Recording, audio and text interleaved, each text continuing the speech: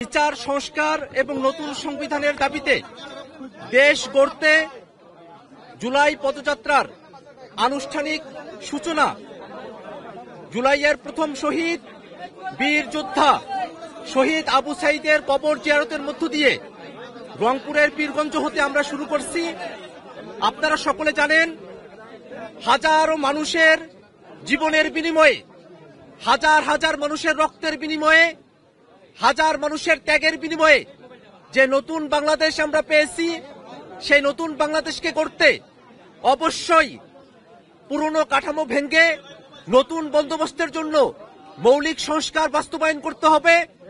যারা গণহত্যা সংগঠিত করেছে, বাংলাদেশের উপরে মানবতা বিরোধী অপরাধ চাপিয়ে দিয়েছে, তাদেরকে বিচারের আওতায় নিয়ে আসতে হবে। একই সাথে বাংলাদেশের পুরনো যে সংবিধান, এই মুজিববাদী সংবিধান ফেলে দিয়ে নতুন এক সংবিধান প্রণয়ন করতে গণপরিষদ নির্বাচনের আয়োজন করতে হবে।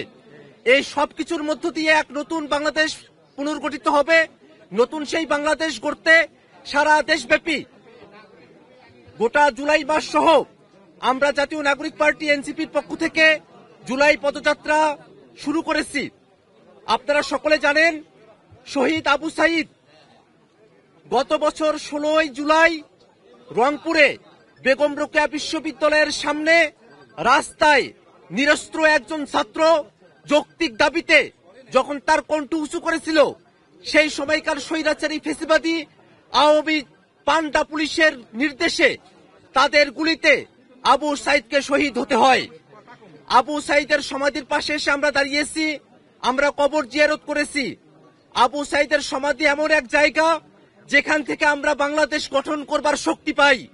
আবু সাঈদের কবর এমন এক জায়গা যেখানে আমাদের শোকের সমাপ্তি ঘটে।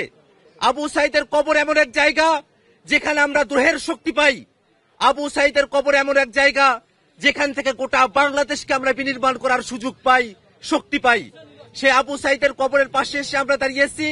আবু সাঈদের কবরের পাশে থেকে তার কবরের মাটি ছুঁয়ে আমরা আজকে শপথ করছি, যতদিন পর্যন্ত না নতুন বন্দোবস্তের ভিত্তিতে, মৌলিক সংস্কারের ভিত্তিতে নতুন বাংলাদেশ গঠিত হবে, বৈষম্য বিরোধী বাংলাদেশ গঠিত হবে, বাংলাদেশে সামাজিক ন্যায় বিচার, সাম্য এবং মানবিক মর্যাদা পুনঃপ্রতিষ্ঠিত হবে, ততক্ষণ পর্যন্ত ছাত্র জনতার নেতৃত্বে জাতীয় নাগরিক পার্টি এনসিপির এই সংগ্রাম অব্যাহত থাকবে।